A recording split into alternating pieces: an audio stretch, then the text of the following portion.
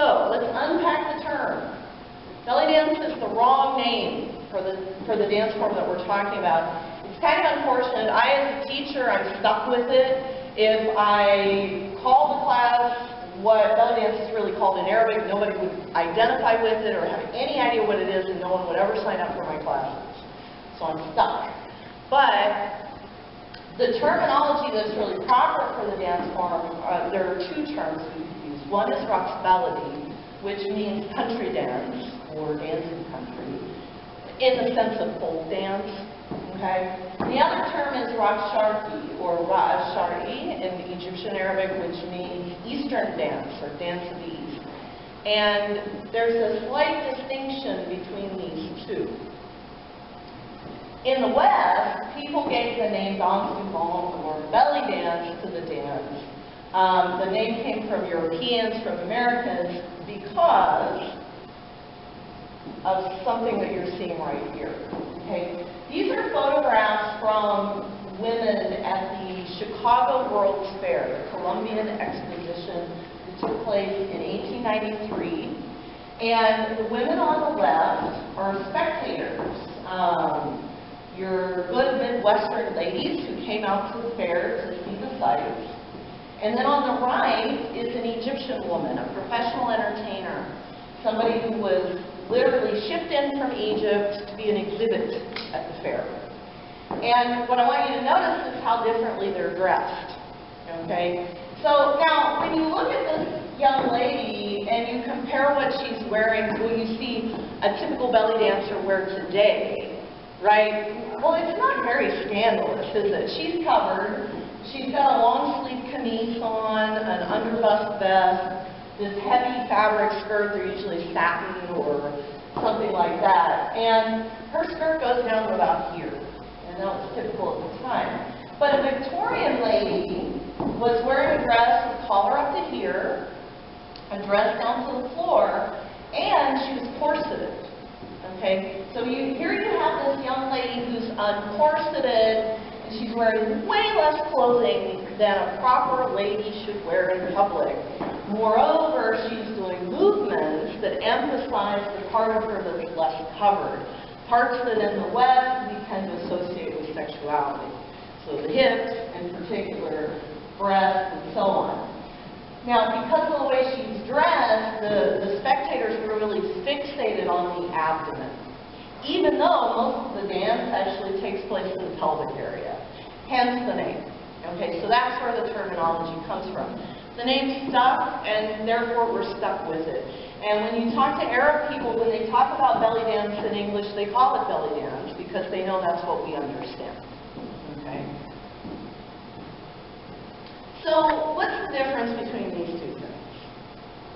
Okay, belly is informal social dance. It's the dance people do at social situations like wedding celebrations, which are a really big deal in the Arab world, even more so, I think, than they are here. So it's informal, everybody does it casually as a celebratory kind of dance. So it's happening in private context, in familial settings, right? And you're performing with your family and with your friends. If you're from a conservative background, you're a lady and you're performing in a segregated setting with only other ladies. And if you're a male, you're performing only with other males, and yes, men do the dance too, more on that in a second. And it's done for fun, okay? It's just for the enjoyment. Raqs Sharqi is the professional version of the dance, okay? It's the professionalization. So the technique is more formalized. It's a public spectacle. These entertainers are going out and they're making a living from this. So they're performing for strangers, and very importantly, they're performing for money. And that changes the dynamic of it entirely from an Egyptian cultural standpoint. Okay? So, let's bust up a couple myths. So I already alluded to this.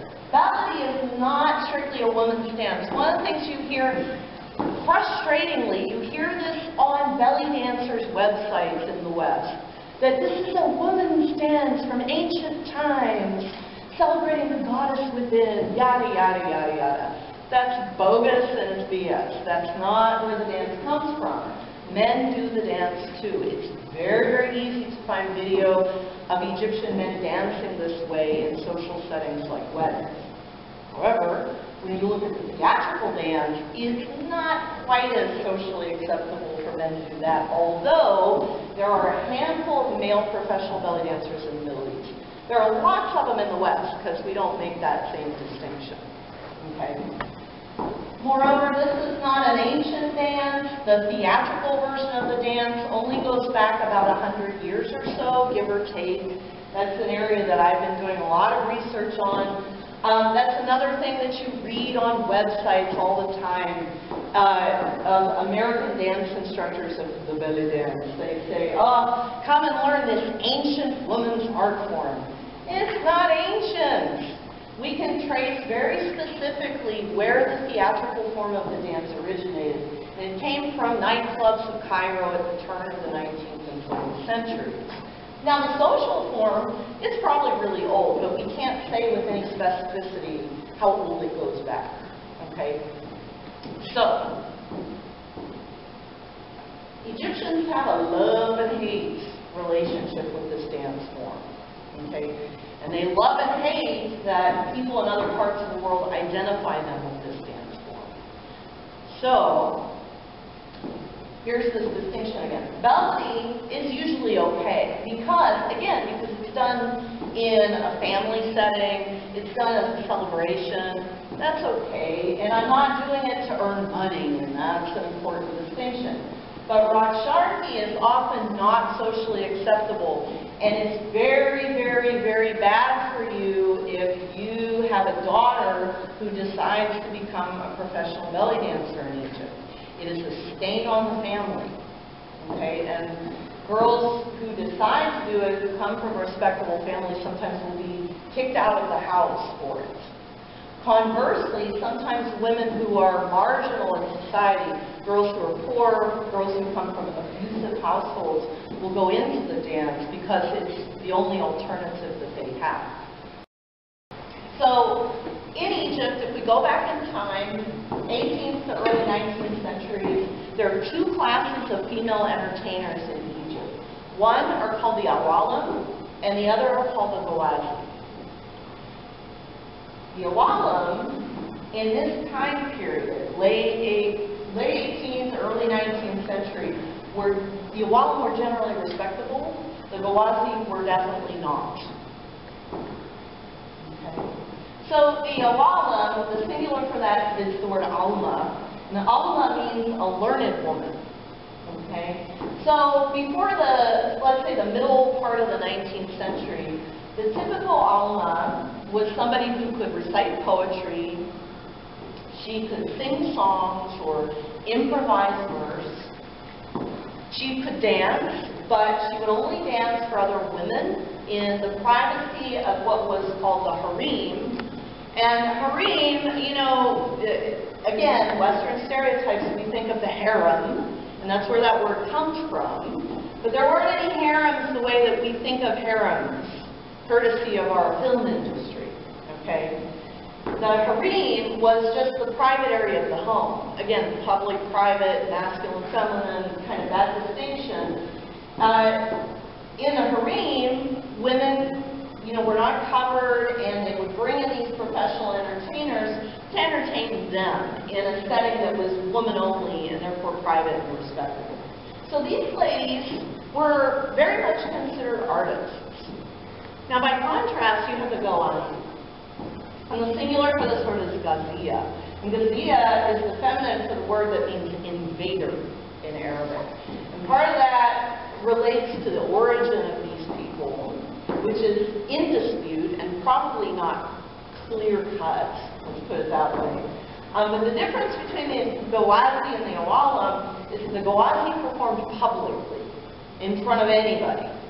So they're out in front of coffee houses and courtyards at something called a moulid, which is sort of like a carnival, but for the birthday of an important religious person, weddings, etc. But they're performing out in public, and they're wearing the kinds of clothing that women would wear inside in the harem. So, a little scandalous. More on that in a second. And these women were and are generally considered to be ethnically different from other Egyptians. Now, some of the Ghawazi self-identify as ethnically different. They'll call themselves various gypsy, quote-unquote, subgroups. Like there's a group in Luxor that call themselves Nawar. There is a group in Cana who are from a different clan who call themselves Basilan. So they do consider themselves ethnically different. But really, not all of them really are. Some of them are just socially marginal, and Egyptians mainstream are just trying to keep them separate and not marry into good society. Okay? Now here's the deal. In this early 19th century time period, when a good woman goes out on the street, this is what she's wearing. When Ghawazi are performing in public, that is what they're wearing. Now again, like earlier, the Chicago Fair picture I showed you, this doesn't look very scandalous to our eyes, right? But when you think that a proper woman is wearing that to go outside, and these ladies are basically wearing what she's wearing underneath the cover-up, okay? This is indoor garments that these ladies are wearing, okay? So, scandalous.